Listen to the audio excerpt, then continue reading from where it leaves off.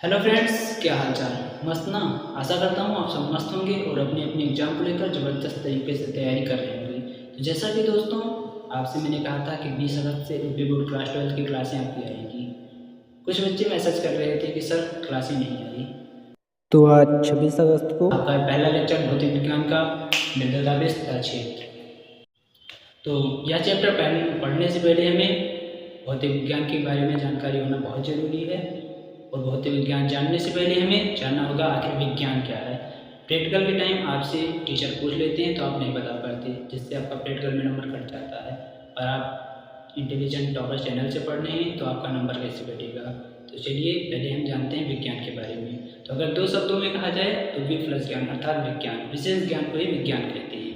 आप दो शब्दों में ही बता सकते हैं। अगर इसका लॉन्ग डिफिनेशन दिया जाए तो किसी भी वस्तु के बारे में क्रमबद्ध तरीके से जानकारी प्राप्त करना ही विज्ञान कहलाता है। अब आते हैं हम भौतिक विज्ञान के ऊपर।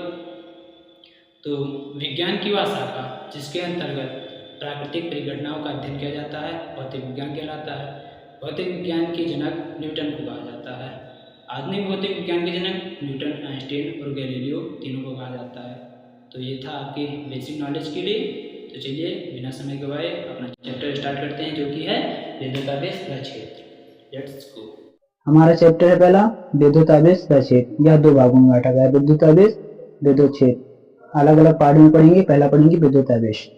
विद्युतावेश किसी भी पदार्थ का वह गुण जिसके कारण विद्युत प्रभाव और चुंबकीय प्रभाव उत्पन्न होता है विद्युतावेश कहलाता है। विद्युतावेश एक अदिश राशि है। इसका मात्रक कूलम होता है। Formula Q equal to M. दूसरा formula Q equal to IT, जहां Q कुलावेश, N इलेक्ट्रॉनों की संख्या, E इलेक्ट्रॉनों पर आवेश। इधर दूसरी तरफ I इक्वल टू धारा, T इक्वल टू समय। E का मान हमेशा 1.6 गुणे 10 की घात -19 होता है। आवेश दो प्रकार के होते हैं, धन आवेश, ऋण आवेश। समान आवेश एक दूसरे को प्रतिकर्षण तथा विपरीत आवेश एक दूसरे को आकर्षण करते हैं। जैसे सजातीय प्लस प्लस माइनस माइनस प्रतिकर्षण, विजातीय माइनस प्लस प्लस माइनस आकर्षण। नहीं समझे ना, चलो दूसरी तरह से समझाते हैं। ये ले, एक लड़की हो गई, एक आप हो गए। अब आप दोनों जब रहेंगे तो आकर्षण होगा, वो माइनस आप प्लस, आप माइनस वो प्लस, तो आकर्षण होगा। तो दोनों में दिल धक धक करने लगेगा ना, धक धक करने लगा, जिया डरने लगा। तो चलिए ज्यादा देर मत देखिए वरना प्यार हो जाएगा आपको इससे। फिर उसके बाद में आते हैं दूसरी तरफ, आप हो गए और आपका दोस्त। तो आप दोनों रहेंगे, चाहे आप प्लस वो माइनस, चाहे वो माइनस आप प्लस, तो प्रतिकर्षण होगा, दोनों में आकर्षण नहीं होगा। अब आते हैं विद्युत आवेश के मूलभूत गुण की तरफ। पहला है आवेश का संरक्षण नियम। तो आवेश का संरक्षण नियम, चलिए पढ़ते हैं इसके बारे में। आवेश को न तो उत्पन्न किया जा सकता है और न ही नष्ट किया जा सकता है, केवल इसे एक फॉर्म से दूसरे फॉर्म में परिवर्तित किया जा सकता है। यही आवेश का संरक्षण नियम कहलाता है। तो चलिए आशा करता हूँ आप इतना समझ गए होंगे। पढ़ते हैं आगे। दूसरा है आवेश का योज्यता नियम। तो इस नियम के अनुसार किसी निकाय में उपस्थित कुल आवेश उस निकाय में उपस्थित भिन्न भिन्न आवेशों के बराबर होता है। यह आवेश का योज्यता नियम कहलाता है। चलिए स्क्रीनशॉट लीजिए, आगे बढ़ते हैं। तीसरा है आवेश का क्वांटीकरण। प्रकृति में इलेक्ट्रॉन सदैव एक निश्चित तथा न्यूनतम मान का पूर्ण गुणज होता है। इसे आवेश का क्वांटीकरण कहते हैं। यह दशमलव तथा भिन्न में नहीं होता है। किसी आवेशित वस्तु पर आवेश का परिमाण Q equal two plus minus any होता है। जैसे plus minus 1e plus minus 1 2 3 पर 1/2 5/7 0.7 ये नहीं होगा। चलिए आवेश का वेग का प्रभाव बढ़ते हैं। आवेश पर वेग का प्रभाव नहीं पड़ता। घर्षण द्वारा आवेशण, जब किसी पदार्थ को अनुकूल स्थिति में एक दूसरे से घर्षण कराया जाता है तो इलेक्ट्रॉन के घर्षण के कारण दोनों पदार्थ आवेशित हो जाते हैं। यह घटना घर्षण द्वारा आवेशण कहलाता है। जैसे बाल पर कंघे का रगड़ना, जब आप बाल झाड़ते हैं तो घर्षण द्वारा आवेशित दोनों हो जाते हैं। अब आगे पढ़ते हैं प्रेरण द्वारा आवेशण। जब किसी अनावेशित वस्तु के निकट आवेशित वस्तु रखा जाता है तो अनावेशित वस्तु पर विपरीत आवेश उत्पन्न हो जाता है। यह घटना प्रेरण द्वारा आवेशण कहलाता है। तो अब पढ़ते हैं चालन द्वारा आवेशण। जब किसी अनावेशित वस्तु के संपर्क में आवेशित वस्तु लाया जाता है तो अनावेशित वस्तु पर समान प्रवृत्ति में आवेश उत्पन्न हो जाता है। यह घटना चालन द्वारा आवेशन कहलाता है। चलिए स्क्रीनशॉट लीजिए, आगे बढ़ते हैं। अब पढ़ते हैं कूलाम का नियम, जो सबसे इंपॉर्टेंट है। कूलाम का नियम पढ़ने से पहले उसके बारे में जानते हैं। तो चलिए, सन 1785 ईस्वी में फ्रांसीसी वैज्ञानिक कूलाम ने अपने प्रयोगों के आधार पर आवेश के बीच कार्य करने वाले विद्युत बल के संबंध में एक नियम का प्रतिपादन किया, जिसे कूलाम का नियम कहते हैं। इतना आप समझ गए। चलिए कूलाम का नियम जानते हैं। कूलाम के नियम के अनुसार दो आवेश Q1 Q2 के मध्य लगने वाले बल के गुणनफल के अनुक्रमानुपाती तथा उसके बीच की दूरी r के वर्ग के व्युत्क्रमानुपाती होता है। यह कूलाम का नियम कहलाता है। F = K Q1 Q2 बटे r स्क्वायर फॉर्मूला है, जहां F स्थिर विद्युत बल, Q1 और Q2 दोनों स्थिर बिंदु आवेश, r दोनों आवेशों के बीच की दूरी के एक समानुपाती स्थिरांक है, जिसे कूलाम स्थिरांक कहते हैं। K = 1/4 पाई का value 9 × 10⁹ newton metre square coulomb square होता है, तथा ε0 वायु अथवा निर्वात की विद्युतशीलता है, जिसका मान 8.854 × 10⁻12 coulomb square newton metre square होता है। इसका बीमी सूत्र M-1L-3T4A2 होता है। चलिए आगे बढ़ते हैं। एक कूलाम बल की परिभाषा। वायु में रखे दो वस्तु जिनके बीच की दूरी 1 मीटर हो और उन पर आवेश 1 कूलाम हो, तो उन पर लगने वाला बल 9 × 10⁹ होता है, जिसे 1 कूलाम बल कहते हैं। Formula F = K Q1 Q2 बटे r स्क्वायर। K नियतांक है, जिसे स्थिर विद्युत नियतांक कहते हैं। चलिए अब हम पढ़ते हैं कूलाम के नियम का सदिश स्वरूप। इस नियम के अनुसार यह परस्पर समान परंतु विपरीत दिशा में होता है। फॉर्मूला इसका F = 1/4 पाई ε0 × Q1 Q2 बटे r³ × r होता है। अब आते हैं हम कूलाम के नियम की सीमाएं। यह सिर्फ बिंदु आवेश के लिए लागू होता है। दूसरा, यह सिर्फ स्थिर आवेश के लिए सत्य है। तीसरा, कूलाम बल न्यूटन के तृतीय नियम का पालन करता है। चौथा, कूलाम बल एक केंद्रीय बल है। चलिए 4 टॉपिक बहुत है, आप एग्जाम में लिखेंगे, पूरा नंबर आपको मिलेगा। अब चलते हैं अपने नेक्स्ट टॉपिक की तरफ, जो है कूलाम के नियम के गुरुत्वाकर्षण नियम से तुलना। गुरुत्वाकर्षण बल, कूलाम बल। पहला, गुरुत्वाकर्षण बल केवल आकर्षण बल है और कूलाम बल आकर्षण व प्रतिकर्षण बल है। यह माध्यम पर निर्भर नहीं करता, यह माध्यम पर निर्भर करता है। तीसरा, यह कूलाम बल से कम होता है, यह गुरुत्वाकर्षण बल का 10⁻40 गुना अधिक होता है। तो चलिए इतना बहुत है। परावैद्युतांक के बारे में जानते हैं। किसी माध्यम की विद्युतशीलता तथा निर्वात की विद्युतशीलता के अनुपात को परावैद्युतांक कहते हैं। फॉर्मूला इसका हो जाएगा माध्यम की विद्युतशीलता अनुपात निर्वात की विद्युतशीलता।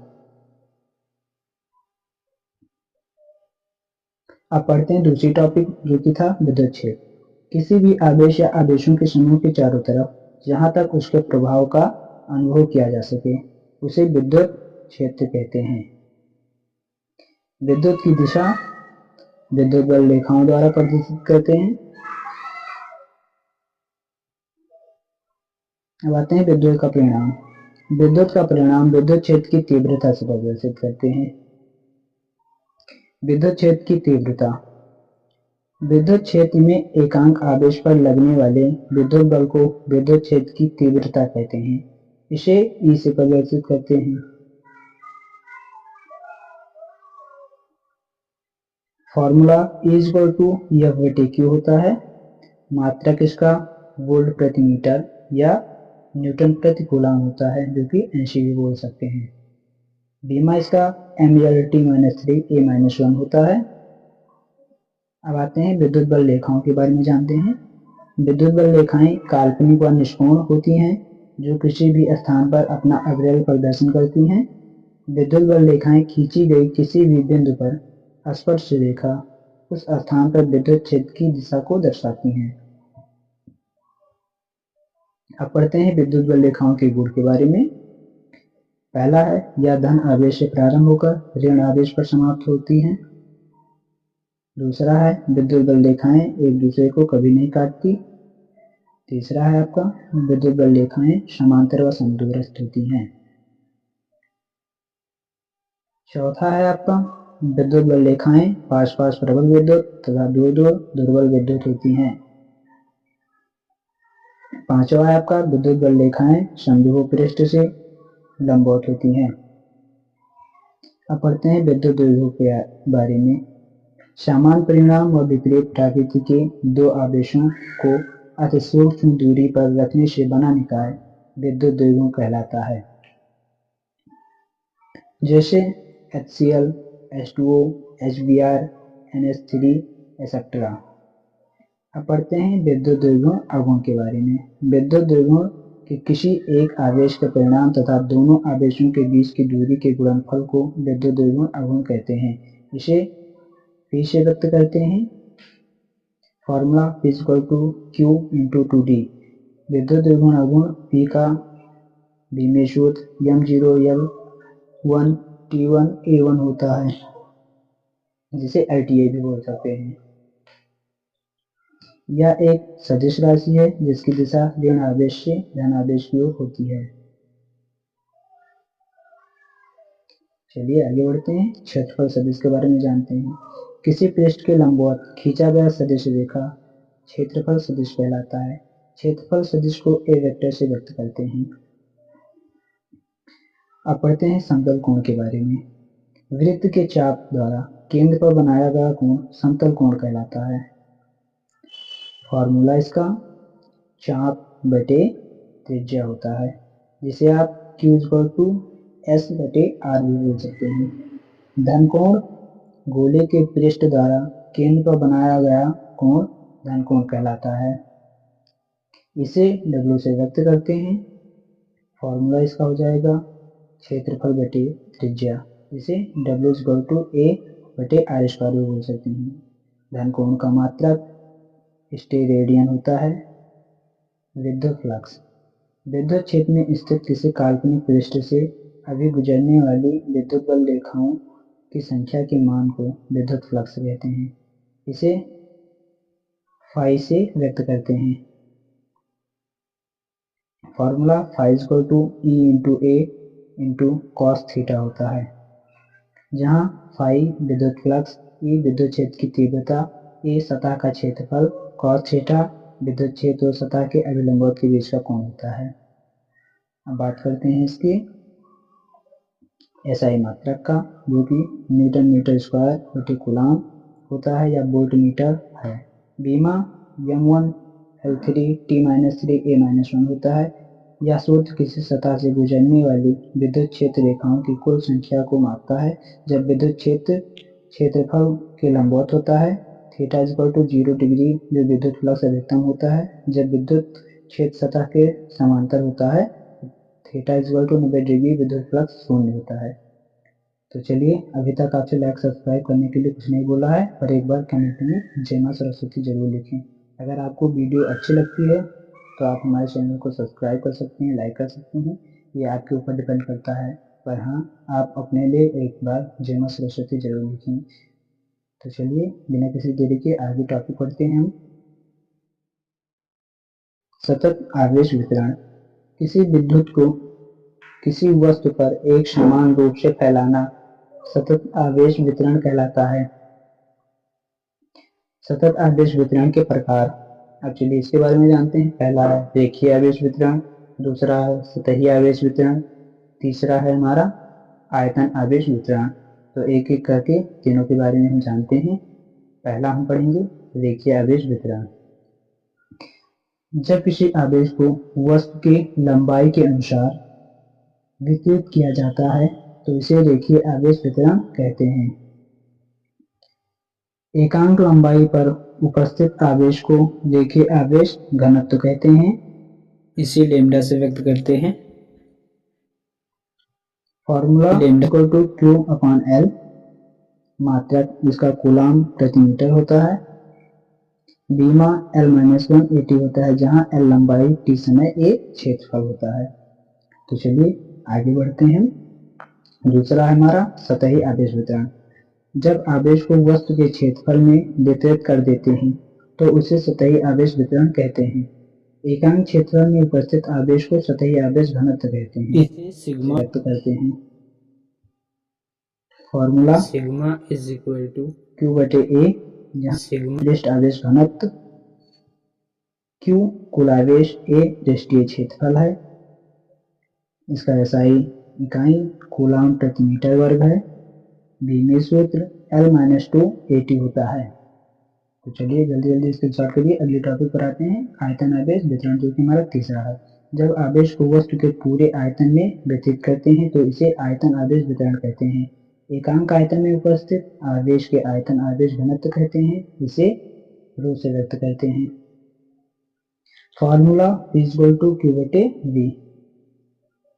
रो यह आयतन आवेश घनत्व को दर्शाता है, Q यह किसी वस्तु में मौजूद कुल आवेश को दर्शाता है, V यह वस्तु के कुल आयतन है जिसे आयतन में आवेश वितरित होता है।